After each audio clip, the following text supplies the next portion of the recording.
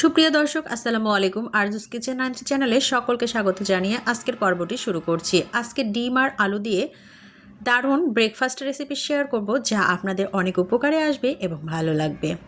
এখানে নিয়েছি 1 কাপ পরিমাপ আটা, 2টি আলু আর 1টি ডিম। এই কয়টি উপকরণ দিয়ে আমি সুন্দর স্বাদের একটি পরোটা রেসিপি শেয়ার করব, যা পুষ্টিগুণে ভরপুর। খুবই ভালো লাগে খেতে। নরম তুলতুলে এই পরোটা রেসিপিটি যাকেই খাওয়াবেন সেই কিন্তু আপনার প্রশংসা করতে বাধ্য। বাচ্চাদের টিফিনে যদি এরকম একটা রেসিপি দেওয়া যায় তাহলে তো খুবই ভালো হয়, বাচ্চারা অনেক খুশি হয়ে যায়। ভালোভাবে আমি আলুগুলোকে কাঁটা চামচের সাহায্যে মেশ করে নিচ্ছি, আর মেশ করে নিয়ে আমি সমস্ত উপকরণগুলো সামান্য লবণ দিয়ে মেখে নেব। এখানে স্বাদ মতো লবণ দিয়ে দিলাম, আর সমস্ত উপকরণগুলোকে ভালোভাবে মেখে মধ্যে একটা নরম সফট ডো তৈরি করে নিতে হবে। এভাবে যদি পরোটা রেসিপি তৈরি করা যায়, নরম তুলতুলে এবং এতটাই স্বাদ মুখে লেগে থাকার মতো একটা পরোটা রেসিপি, খুবই ভালো লাগে খেতে। ভিডিওটি স্কিপ করবেন না, একটা লাইক দিয়ে পুরো ভিডিওটি দেখার অনুরোধ রইল। স্কিপ করলে কিন্তু মূল্যবান জিনিসগুলো আপনারা মিস করে যাবেন।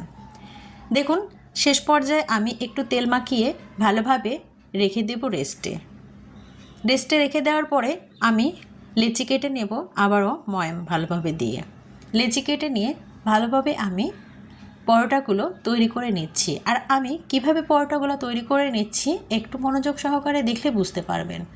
এতটাই দারুণ হয় খেতে, দেখতে যতটা সুন্দর হয় খেতেও কিন্তু অনেক মজার হয় এই পরোটা রেসিপি। একবার কাউকে খাওয়ালে বারবার রিকোয়েস্ট করবে এই রেসিপির জন্য। সামান্য আমি তেল নিয়ে নিচ্ছি। এখানে কিন্তু আমি বেলাবেলির ঝামেলা ছাড়াই পরোটা রেসিপিটি তৈরি করে নিচ্ছি। আর কিভাবে তৈরি করে নিচ্ছি হাতের দিকে লক্ষ্য করলে বুঝতে পারবেন। এত নরম তুলতুলে রেসিপি, পরোটা বেলার প্রয়োজন হয় না। এখানে হাত দিয়ে কিছুটা প্রেস করলেই পরোটাগুলো সুন্দরভাবে তৈরি হয়ে যায়। এভাবেই কিন্তু আমি পরোটাগুলো তৈরি করে নেব। আর নরম তুলতুলে পরোটা খেতে কিন্তু অসাধারণ হয়। বাচ্চারা তো খুবই পছন্দ করবে, ছোট থেকে বড় সকলেই কিন্তু তৃপ্তি সহকারে খেতে পারবে এই পরোটা রেসিপি। দেখতে পেলেন আমি কিভাবে পরোটাকে প্রেস করে বড় করে নিলাম। এরপরে আমি একটা ছুরির সাহায্যে মাঝখানে একটু কেটে দিয়ে মুড়িয়ে মুড়িয়ে আমি কিন্তু একটা ডো তৈরি করে নিচ্ছি। এভাবে কিন্তু পরোটাগুলো তৈরি করলে একটা লেয়ার ক্রিয়েট হয়, আর লেয়ার যুক্ত পরোটা রেসিপি কিন্তু খেতে খুবই ভালো লাগে। এভাবে বাসায় ট্রাই করবেন, খুবই ভালো লাগে খেতে। একবার হলেও বাসায় ট্রাই করলে বুঝতে পারবেন এই পরোটা রেসিপিটি কতটা সুস্বাদু হয়।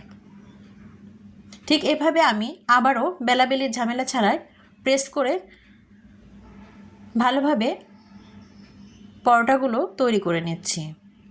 সমস্ত পরোটাগুলো আমি এভাবেই তৈরি করে নেব, আর একটা করে পরোটা তৈরি করে নেব, আর একটা করে আমি ভেজে নেব। ভিডিওর এই পর্যন্ত যারা চলে এসেছেন একটা লাইক দিতে ভুলে গেছেন, অবশ্যই একটা লাইক দিয়ে পুরো ভিডিওটা স্টার্ট করার অনুরোধ রইল। নতুন বন্ধুরা যারা অলরেডি আমার চ্যানেলে চলে এসেছেন অবশ্যই চ্যানেলটি সাবস্ক্রাইব করে পাশে থাকা বেল বাটনটি অন করে রাখবেন, তাহলে আমার নিত্য নতুন ইউনিক রেসিপিগুলো পৌঁছে যাবে সবার আগে আপনাদের কাছে, আর সময় সুযোগ বুঝে আপনারা দেখে নিতে পারবেন। আর যদি ফেসবুক পেজ থেকে দেখেন অবশ্যই পেজটি ফলো দেওয়ার অনুরোধ রইল। এখানে আমার একটা পরোটা তৈরি হয়ে গিয়েছে। আমি ফ্রাই প্যানে সামান্য তেল দিয়ে দেব, আর দিয়ে এখানে পরোটাগুলোকে ভেজে নেব। একটু সময় নিয়ে ভেজে নেব। উল্টে পাল্টে ভেজে নিলে খুবই ভালো লাগে খেতে, নরম তুলতুলে এই পরোটা রেসিপিটি। এই পরোটা রেসিপি বাচ্চাদের টিফিনে অতিথি আপ্যায়নে বেশ জাঁকজমক হয়। যদি তৈরি করে দেন তাহলে তো অনেক প্রশংসাই পাওয়া যায়। উল্টে পাল্টে আমি ভালোভাবে ভেজে নিয়ে উঠিয়ে নিচ্ছি। দেখতে পাচ্ছেন ভিডিওতে আমি কিভাবে তৈরি করে নিচ্ছি। ঠিক এভাবেই ভেজে নিতে হবে, একটু সময় ও ধৈর্য সহকারে। আমার এই চ্যানেলে সবসময় যারা ভিডিও দেখেন এবং সুন্দর সুন্দর কমেন্ট রাখেন তাদের অনেক অনেক ধন্যবাদ, এবং হৃদয়ের গভীর থেকে অনেক অনেক ভালোবাসা। এবং দেশের বাইরে থেকে যারা আমার এই ভিডিওটি দেখছেন তাদেরকে অসংখ্য ধন্যবাদ। ধৈর্য সহকারে আমার এই ভিডিওটি দেখার জন্য সকলকে অসংখ্য ধন্যবাদ। দেখুন আমার পরোটাগুলো একদম লাল লাল করে ভেজে নেওয়া হয়ে গিয়েছে। এখন আমি উঠিয়ে নিচ্ছি একটা পরোটা। আমার একটা পরোটা রেসিপি তৈরি হয়ে গিয়েছে। আমি আরও একটা পরোটা রেসিপি তৈরি করে দেখিয়ে দেব আপনাদের সুবিধার্থে।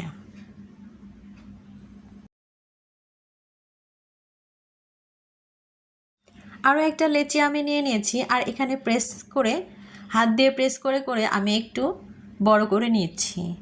আর এভাবেই কিন্তু পরোটাগুলো সবগুলো তৈরি করে নেব। দেখতে পাচ্ছেন খুবই সহজে কিন্তু এটা বড় হয়ে যাচ্ছে। ঠিক আবার নাইফের সাহায্যে আমি একটু মুড়িয়ে মুড়িয়ে লেচিটা তৈরি করে নিচ্ছি। এভাবে তৈরি করে নিলে লেয়ারযুক্ত পরোটা রেসিপি তৈরি হয়, খেতে কিন্তু অনেক সুস্বাদু হয়।